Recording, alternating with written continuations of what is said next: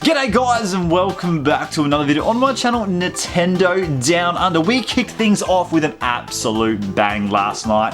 Pokemon Scarlet and Violet reveal trailer. Silly season is in full swing. We've got more Nintendo Directs coming this month. We've got the Xbox Showcase coming 12th of June, and that is the big one. Pin that one in if you are keen to know if the greatest gaming duo, the greatest duo of all time, Banjo Kazooie, is there a chance we will see a new game coming? I hope so. Every year they do these sort of showcases and E3s. I think, geez, Banjo Kazooie, it could be good, it could be great. Can it happen? We'll get stuck into all of this right now. And then the year was 1998. A young boy of 9 went into a gaming store looking for a new game. Picked up a game called Banjo Kazooie, a 3D adventure platforming game, a bear and a bird, which sounds interesting, should I give it a go? The boy buys this game, takes it home, and absolutely falls in love with it. Banjo Kazooie, one of the best games he had ever played, and is still his favourite game today. The year was 2000 and we got its sequel, Banjo Tooie, and oh my goodness, it definitely pushed the boundaries of what a Nintendo 64 could handle. A great follow-up to its predecessor, Banjo Kazooie. At the end of Banjo Tooie, spoiler alert, you defeat the witch once again, and she swears revenge that, yes, I will see you again in Banjo 3 with my revenge. So once Banjo Tooie was complete and the Nintendo GameCube was coming next, we all thought and hoped, yes, we can't wait to see a new Banjo Kazooie game, Banjo 3. Unfortunately, the developer for Banjo Kazooie, Rare, they had a bit of a falling out with Nintendo, and all its Rare IPs and companies decided to go to Microsoft Xbox, and the love and bond between Nintendo, Rare, and Banjo Kazooie seemed over. We then got two mediocre follow-ups on the Game Boy Advance, Banjo Kazooie Grunty's Revenge 2003 and Banjo Pilot in 2005. Hope was starting to fade. Will we ever see a new Banjo Kazooie game? Will we ever see our Banjo 3 game that we were promised? Then,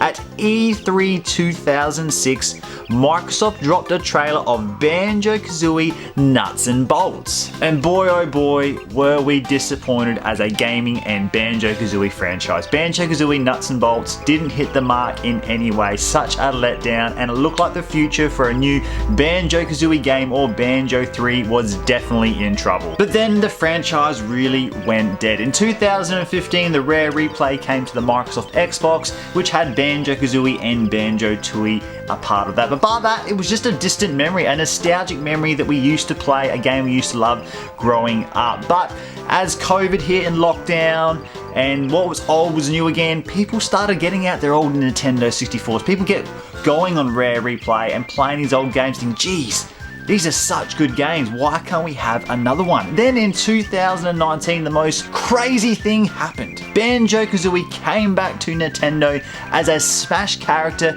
and when that was announced,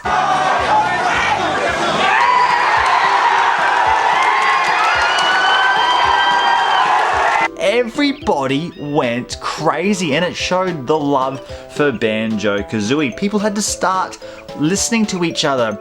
The companies started having to pay attention that, hey, hang on, this duo here that's been dead for years, maybe people love this after all. Then we got Banjo Kazooie coming back to a Nintendo system, and it joined the Nintendo Switch Online subscription. And when that was announced, once again, the gaming and Banjo community went crazy. So what is next for Banjo Kazooie? We know a long time ago that Rare had the plans to make a Banjo 3, but it never happened because of lots of different little reasons that ended that franchise, unfortunately. We know now it is popular. We look at what is old is new again. Look at the Crash, look at the Spyro. These are 90s classic games that got redone, relaunched, and the popularity for these games was huge. Banjo Kazooie absolutely fits in this category. We saw the reception we got when Banjo Kazooie was announced as a Smash character. They left that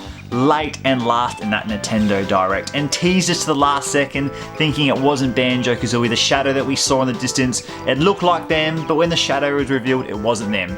But then bang, Banjo Kazooie came, and Nintendo and the gaming community knew that everyone would go nuts for this, and they did. Some of the live feeds, people going crazy, shows how popular this is. When they wanted to get their online subscription service going, they wanted to charge and pay more money.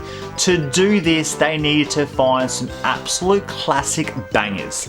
They went out and got Banjo Kazooie. Nintendo doesn't own Banjo Kazooie anymore, so they've approached Rare and said, hey Rare, we really need this game on our system. We know people love it and it's going to be a great benefit for both of us in the long run. Rare agreed and let Banjo Kazooie come to the Nintendo Online subscription service, and once again that made people sign up, that made people pay the extra money, that made people go crazy like myself. In terms of ideas, there is plenty of ideas. It's been a long time, different maps, different worlds, different directions.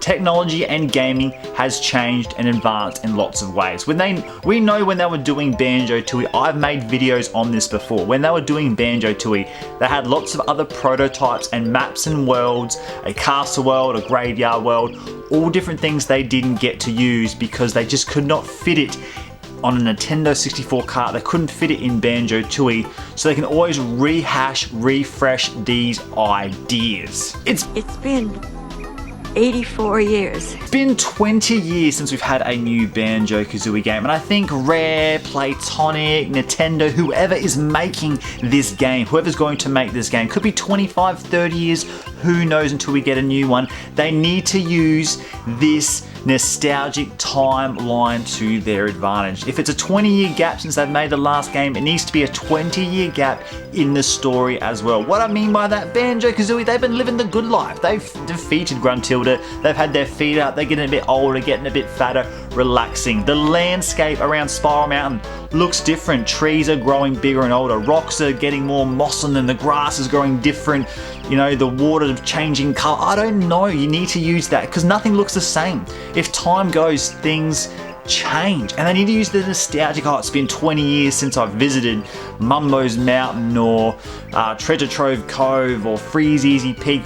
What do these places look like now? If they did a combined where you had to travel through nostalgic worlds again in Banjo Kazooie and Banjo Tooie, what do they look like now? Are some of those original characters still there? Are they older? Are they still alive? Are there children of these characters that I don't know? You need to use that nostalgicness to its absolute max here, and I think that would draw in a lot of people and could make for such an awesome game because they have to combine Banjo Kazooie and Banjo Tooie together to make an awesome Banjo 3 adventure. Banjo Kazooie and Banjo Tooie work so well because of the story and the worlds. They don't need to change the worlds and story too much to make it work. They need to expand on the Banjo universe. When you're looking out at Treasure Trove Cove and you're looking into the distance in the sea, what is beyond the sea? What is past there? That's where they need to go.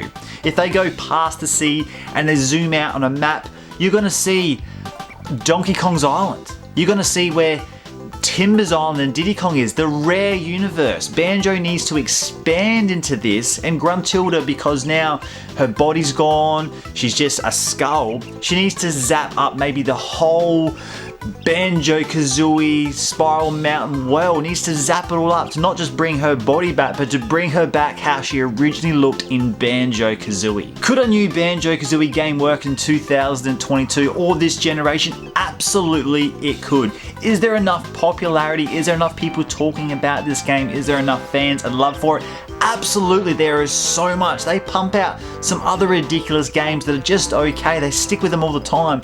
But this Banjo Kazooie franchise, oh my goodness, it could be taken to the next level in this day and age of gaming. You know, Banjo's sister got stolen. Where's Kazooie's family? Where's Kazooie's sister? Where's Kazooie's parents? Where did Kazooie come from? We could tap into there as well. Someone from Kazooie's family could be taken away and we got to rescue them. I don't know. I know it's been done before, but there's so many things they could do there. Can we expect to see a new Banjo Kazooie game announced at this E3 Microsoft Showcase, E3 Nintendo? I don't think so, but I always have a little bit of hope because of the love and passion people have for this franchise. People like me, there's lots of people out there like me that absolutely love this game. But in the comments down below, let me know what you think of a new Banjo Kazooie game. What do you think could work? What do you think won't work? Do you think it could be successful? What would you love to see in a new Banjo Kazooie game? I'd love to see your feedback in